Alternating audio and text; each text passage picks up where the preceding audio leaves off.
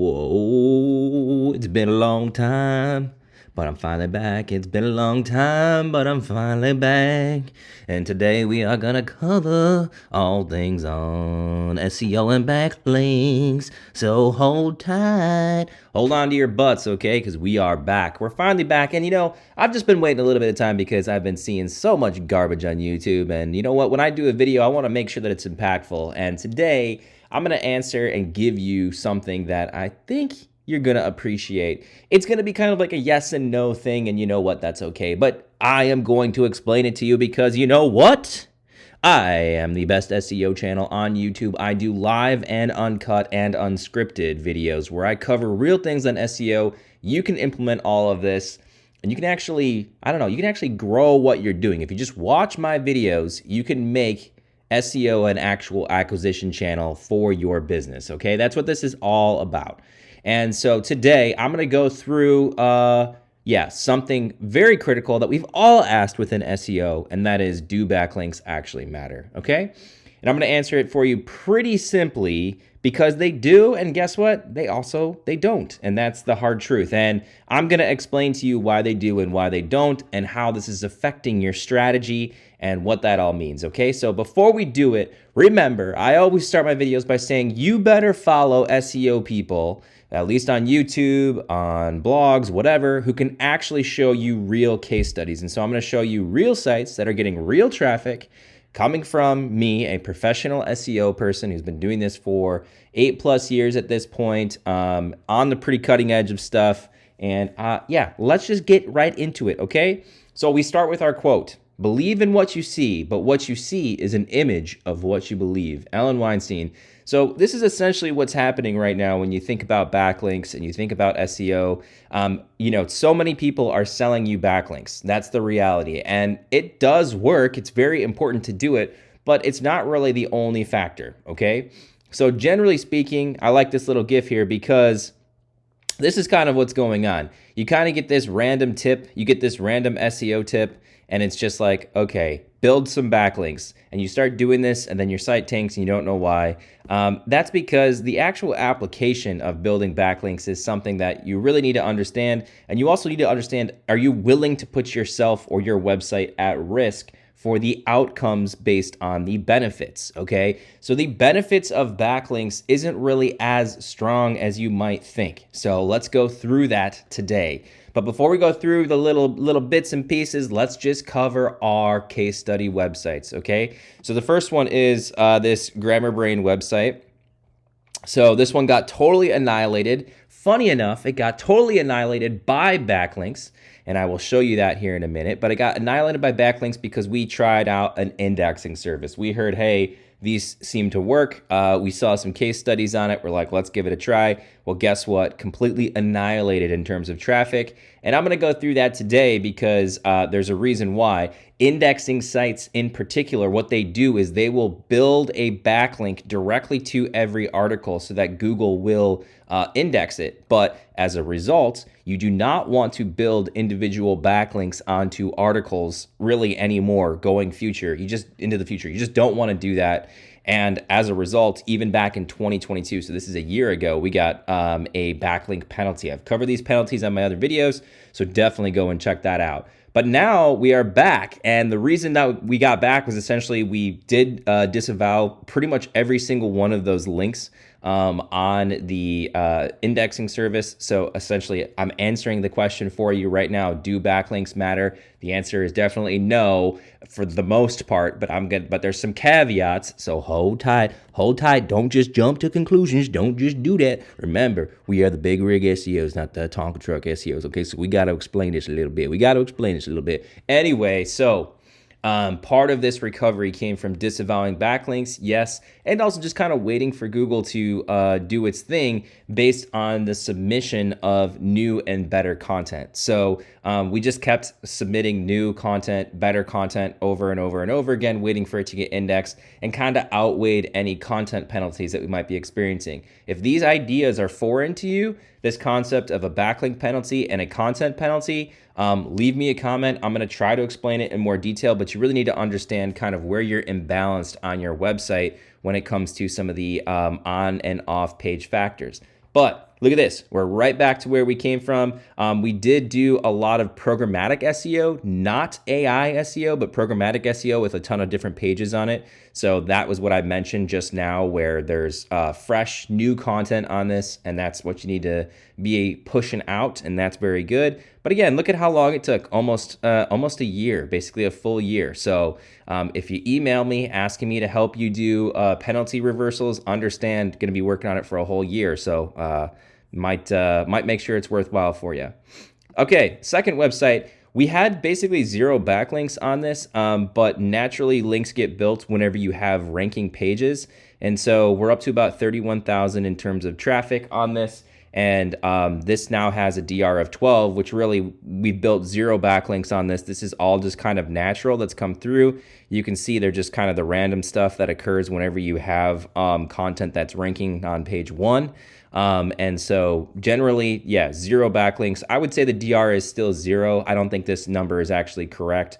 But once again, experience and expect something to decline because we're just not really working on the site. Just too busy. I'm just too busy with other stuff. But anyway, if you're looking at other SEOs on YouTube and stuff, make sure they actually are showing you some real traffic figures. This whole kind of like, oh, we've got 200 clicks or something or whatever from posting 2,000 AI articles. I mean, that's baloney. That's total baloney. But anyway, let's get into it, okay? So these are the case study websites. So the things I'm going to show you today are pretty simple. 1, 2, 3. 1, how to determine when and how links matter. 2, how not to build certain links, basically, okay? And then if you were to link build, what are you going to do, okay? So very, very simple answers to these common questions. So the number one thing, though, is do you need backlinks? So when and how to determine that links matter. So the reality is that they matter based on your competitors that you're trying to target with your keywords. So let's say, for example, that you want to target a very competitive term. What is ITSM? This is a very hard term to target. Okay. And what you need to do is you need to go through your keywords and do a little bit of research before you invest in writing articles and putting it up. So if you have a concept, use Ahrefs and dig in here. And what you want to do is you want to scroll down and you really just kind of want to get a sense of the domain ratings that are in this keyword. So I've got 92, 84, 83, 91, 92, 96. I mean, these are all very, very high. Okay. Now, the other thing that you want to do here is when you see that, you want to look, is there a content opportunity? Is there an opportunity to put out better content? And with that content, can we compete? Because remember, Google is going to prefer the better content. And I've talked about that a little bit in terms of how to produce the best content. Those are in prior videos, but I'm going to show you a little bit more today. And what you want to do is you want to click around. So open these sites up, okay? And you don't need to read them in a ton of detail, but you just want to look very briefly. Okay, so what is ITSM? Okay, this is definitely a long, pretty well written article. So not only is it coming from a very high impact domain, but it's also having essentially like pretty good content. I don't even need to read it. I know this is pretty thorough. Okay, boom, I've done it. Pretty thorough. Okay, another one. Okay, boom, pretty thorough, definitely different information. I don't even need to read it. I can just scan this. I can just see the fact there's internal links, there's good content structure. I can just kind of scan through it and I'm like, yeah, this is pretty well written. It's just easy to conceptualize that you can see kind of how this is structured, that like somebody actually thought it through. So that's the one trick that you learn over time is just to kind of look at how content is structured, and that gives you a sense of its overall quality, which is another key factor into when you're writing articles, what to make sure that you're doing. Okay, and then this one, obviously it's from redhat.com, so this is going to be a huge, like, very, very trusted domain that's coming from like the 90s. So, I mean, okay, generally, no, you're not going to be able to compete here unless you have a domain that has a domain rating of in the 90s.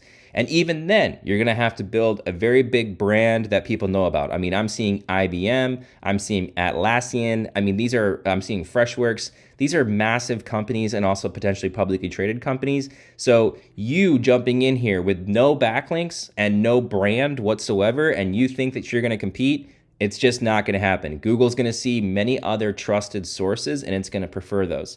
So if you were to ask the question, do backlinks matter? You have to ask, do backlinks matter for this keyword? Do backlinks matter for this keyword or this set of keyword themes? So like, let's say you're doing events or ticket sales or things like that. You're going to have Ticketmaster. You're going to have StubHub. You're going to have all the other brands that, guess what? You don't have that. You just have a little mini website. So you're not going to be able to compete in that keyword either. So do backlinks matter for this keyword? Yes. Do backlinks matter for that keyword around event tickets, etc.? Yes. The answer is yes, because you don't have backlinks, branding, you don't have people searching for your brand, you don't have the criteria, you don't have the history of your website that actually speaks trust, okay? And so that's where a lot of people are confusing EEAT and backlinks and author bios and whatever. It's all trust signals. And a lot of it comes down to your brand, people knowing your brand, people searching for your brand, backlinks going to your brand, and then time of those backlinks going to your brand. And so no, that does not mean buying expired domains. That's not going to work. That's not the same thing. That's not the same thing as building a very trusted brand, okay? But that does not mean that you're out of the water yet, or like blown out of the water, okay? Because you can look at the inverse of other keywords. So here's one that we're working on for a wonderful client. I haven't even asked them if it's okay to post up some of the stuff that we're doing, but that's okay. So this is a relatively new keyword.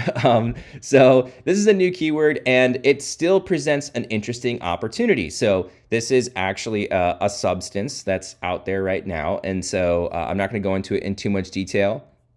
But what you can see is, you can see that if you scroll down and do the same thing, I see 92, I see 73, and then what do I see? A 14, I see a 96, I see a 92, I see a 96, I see a 56, okay? So, okay, cool. So this gives me the indicator that says, all right, well, definitely this is an underserved keyword, and there's probably more keywords within this space that are underserved. Good luck trying to compete with me or us. It's not going to happen. But if you are seeing this underserved keyword, then you know, do backlinks matter for this keyword? The answer is probably no. It's going to prefer content. It's going to prefer answering questions or queries that people are looking for. And no, that does not mean putting question headlines in all of your headlines. You're going to see an example article. I'm going to pull that up. It's going to have some of that in it, but not like a ton, not like too much. So if I pull this up, if I pull up this website, this is one of the ones that's ranking for a DR14. And I just scanned through it. What I can see is it's not structured very well. It's answering too many questions in a way that's not really precise for what somebody's looking for. It's actually kind of like basically Google just saying, we don't have anything else to serve up, so we're going to find whatever documents potentially answer this question for the user, and we're going to serve those up. So this is a new keyword. Google systems are going to be probably breaking it up over time. Google systems are going to be answering more subsets of questions over time. And so this tells us, yes, you can compete over content and not over links. Do you understand? So links do not matter for this particular keyword. Content is going to matter more. If you're catching on, here's what I am saying to you is that you have to understand all of the ranking factors. And if you understand all of the ranking factors, you can play into those. So let's use one other one as a primary example here. So site speed. So why is site speed a ranking factor for some keywords, but not a ranking factor for others? Well, let's say you have two e-commerce sites that have the identical products on them, which happens a lot. Okay, let's say like there's only 2 SKUs for certain products, like their commercial batteries, for example. Well, if the two websites are identical, they have the identical SKUs because there really are only 2 products available on the market, then Google is going to look for other factors to add to its ranking comparison. So it's going to say, well, if I have to choose between these 2 websites that look identical to each other, I'm going to choose the one that's faster, the one that's easier for my systems to serve up, the one that's easier for my systems and cheaper for my systems to serve. And then all of a sudden now you have site speed as a ranking factor, but it's only a ranking factor for those particular pieces of criteria. This is what makes a professional SEO like myself maintaining a professional status, is because we look at things like that and decipher what's going on within the space, within the keyword, etc. Okay? You can't just create these blanket statements and do that. So let's just go back real quick and look at this, this article. So we ended up producing an article for a client. Understand, if you're going to email me wanting to do client stuff, remember that you can just watch all my videos. I have nothing to sell you. You can just watch all my videos for free. I do appreciate the opportunity to work with new people, but we're now only going to be doing client work that we can actually implement, so posting live, because we're seeing a lot of client work basically just sitting there, a lot of writing sitting there, and nobody's posting it for some reason. I don't know why. And then, they're not achieving the rankings, and we're like, well, you haven't posted it. So we're only doing ones that we can post, control the titles, the meta descriptions, all that good stuff. But anyway, this is a far better article. You can see targeting this one, which really isn't showing you everything that you need to know. It's just a lot of words. That's totally fine. But it's not actually giving you like key takeaways. It's not answering questions very specifically and simply. So just saying, what is it? Here it is. It's adding too much fluff. So we've got a lot of authority on this particular article without it going like too crazy, right? It's only 1,800 words, but it's answering every single question that somebody's going to have and doing the SEO research to understand what those questions actually are. Remember, you're not addressing it with question headlines. You're just addressing it with the actual content itself. So what to put within the content, and then let Google do the rest. That's info gain. Info gain, okay? Remember that, info gain. It's because we are the big rigs. Anyway, okay, so back to it. So this is good content, essentially. Tables, images, multiple list items. You can see it's structured in a way that's like very clean, that's very professional. Is this going to rank? There's a very, very high chance that this is going to rank for our target keywords, okay? And that's just a reality, and including of which we have cited resources at the bottom, so where we came from. I mean, this is professional work, okay? Period. This is professional work. So, can we compete in this keyword? The answer is yes. So we did the work. We said, hey, this is how you compete under this particular keyword. I'm sorry, y'all are going to think I'm pimping out my services. I'm pimping them out. But anyway, that's because this is like just the best example. I'm actually showing you something that's live and that you can actually go and look at, and that it's just a good example, okay? So do backlinks matter for this particular keyword? No, they do not matter for this particular keyword. Content matters. So how not to build certain links. So what do you actually need to build certain links? Let's say you are going after a category that's very competitive. Number one, never build backlinks to articles. Just don't do it. Google's going to note that they're going to know that those are backlinks to particular articles. Most people don't really link to articles anymore anyway. They just don't. In the off chance that they do, it's pretty rare, and Google systems, like, I don't know how they do it, but they just know that they're either natural or not, and it has nothing to do with your anchors. No, it does not have anything to do with your anchors. But if you are going to build backlinks, just make sure that you're referencing someone, again, like the actual person, entities inside of the article, like a news article. That's someone who's actually the owner of the website. That's someone who's on the about page. Things like that, where you actually your anchor is the person's name or the actual brand itself. Aside from that, basically just don't build backlinks on articles or individual pages. Just don't do it, okay? It's not worth the squeeze. It will not really help you. No one's saying that, but it will not really help you no matter what. You need to build backlinks to your actual brand. That means your actual homepage, and that needs to come from natural sources. And so if you're going to do that, if you're going to build backlinks, put them on your homepage. And again, reference entities, real names of people, different information that's on your about page. You want to build up those Google search results for your brand, okay? So that's what you want to do. If you were to do link building, link to the homepage, use real entities, use real names, use real brand names, build up your brand, and essentially build up the brand results that happen on Google when you actually search the brand itself, okay? So that is it. That's my video for today. Just remember, if you are going to build backlinks, it's pretty risky.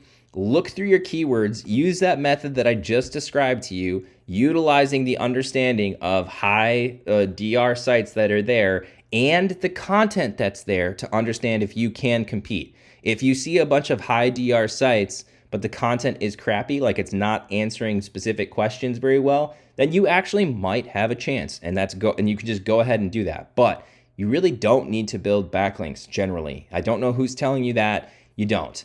Do they help? Like, absolutely, but they only help when you're building up that brand and then you're combining it with good content, okay? That's how you can think about it. So that's your answer from a professional SEO. When I'm talking about doing SEO work on a grand scale, are we building backlinks all day long? No. What we're doing is we're actually working on content. We're working on page optimizations. And that's primarily what we're working on from a professional level, okay? And that's across the board. If you're talking about SEO agencies and what they're doing, they're mostly doing on-page stuff. They're doing very little link building, but they are doing brand awareness building. So that means more people searching for your brand, more people knowing what your brand is and kind of building in that trust. And that's a whole different process. Anyway, that's my video for this week. And if you want to, just remember, I don't have anything to sell you. You can reach out to me about services if you want to, but you can just watch all my videos, do this for free, and that's totally cool.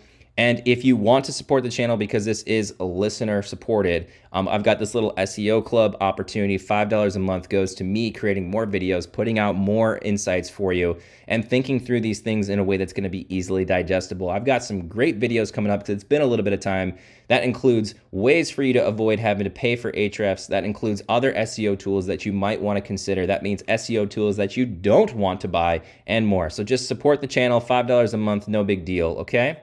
And that is the video. And I hope your charts are going up and to the right. My bulk ponies. I will be back soon with another banger.